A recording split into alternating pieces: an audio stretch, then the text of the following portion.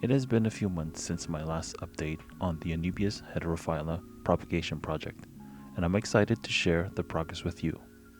In this video, I'll take you through what's been happening over the past few months, how the rhizomes have fared, which ones survived and thrived, and the overall health and development of the propagated plants.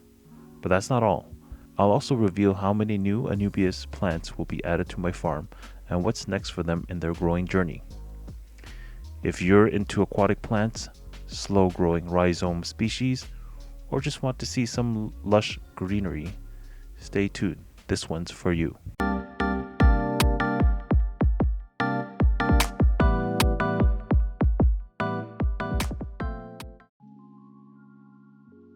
Around 2 months ago, I began a new propagation phase using 2 batches of Anubias Heterophylla, totaling 311 individual plants. If you missed the original video, make sure to click here to catch up on how it all began. From those 311 plants, I was able to harvest 274 rhizome cuttings for this propagation project. These were divided into 2 distinct groups. 109 rhizomes on the left, sourced from mature, well-established Anubias, and 164 rhizomes on the right, taken from a younger generation of previously propagated plants. In my last update, I shared some concerns. Unfortunately, more rhizomes had succumbed to rot than I initially anticipated. Originally, I projected an 80 to 90% survival rate across the board. But due to unexpectedly high rate of rot on the right-hand side, I had to revise my expectations. For the younger rhizomes on the right, I brought my survival estimate down to 50%. My working hypothesis: the rhizomes on the right appear significantly more yellow than those on the left. This discoloration might be a sign of nutrient deficiency, possibly making them less resilient during the propagation process. Meanwhile, the rhizomes on the left, taken from mature plants, looked healthier and more vibrant. I maintained the projected survival rate at 80 to 90%. Taking both groups into account, my adjusted estimate was that somewhere between 169 and 180 rhizomes would survive this stage of propagation. So how many actually made it? Stay tuned to the end to find out. Let's dive into the latest updates. At around the 1-month mark, I had already removed a significant number of dead rhizomes, primarily from the right side batch, which was made up of younger plants. What remained were mostly healthy green rhizomes, many of which had already begun developing new buds. At this stage, some rhizomes had already pushed out their first leaves.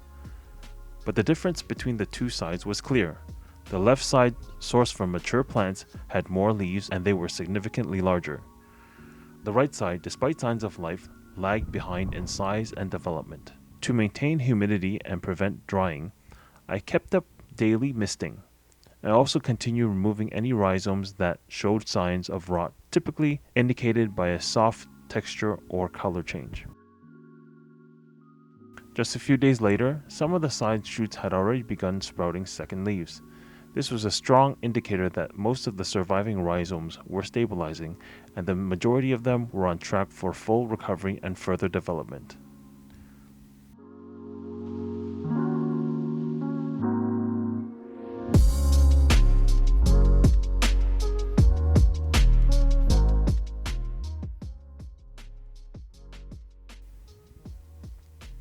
Little over a month later, on August 17th, many more leaves had sprouted, and some rhizomes had already developed visible root systems. At this point, I continued daily misting to prevent root dehydration.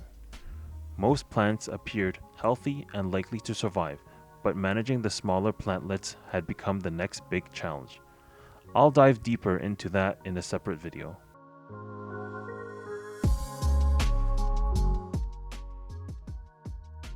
Over these few days, I began harvesting some of the more developed plants.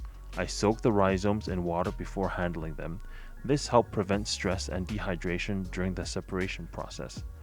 So how many of the original 274 rhizomes survive?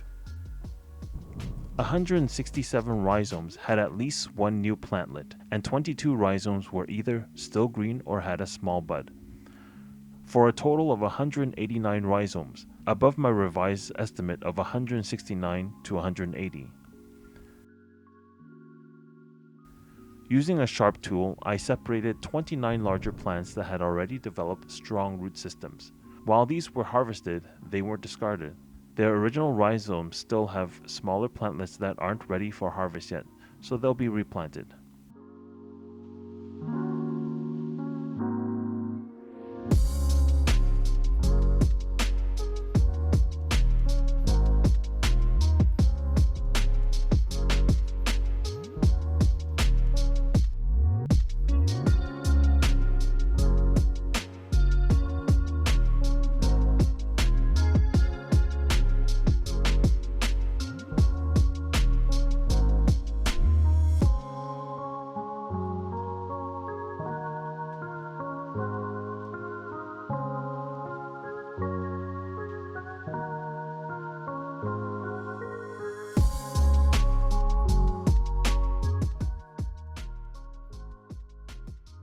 I planted the harvested cuttings into sponges, placing 2 to 3 plants per sponge, depending on their size.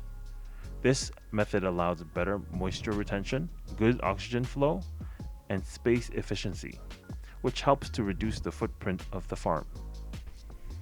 After planting, I transfer them into my main grow-out aquarium, where they'll continue to develop.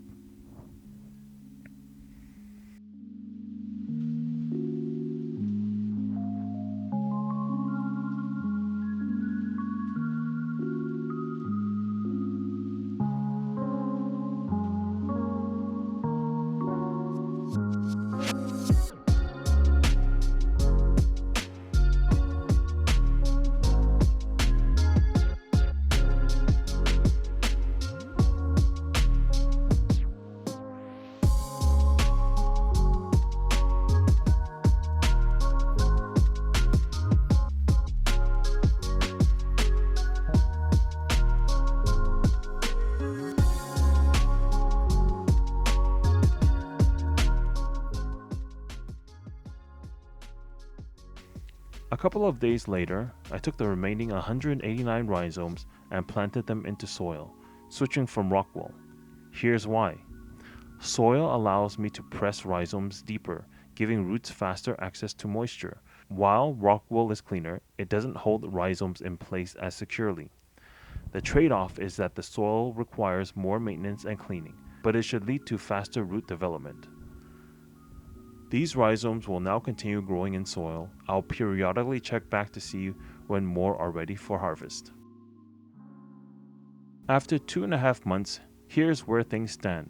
From 274 rhizomes, 189 have survived. 22 Anubias heterophylla have already been harvested, and there are now over 200 baby plantlets in various stages of growth. I'll continue to let the remaining rhizomes and plantlets grow out, and if all goes well, I could be adding anywhere from 200 to 275 new Anubias to my farm.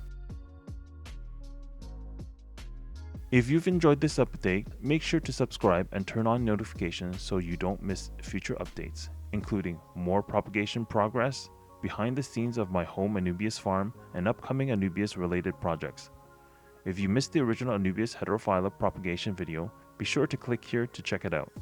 Thanks for watching, and I'll see you in the next video.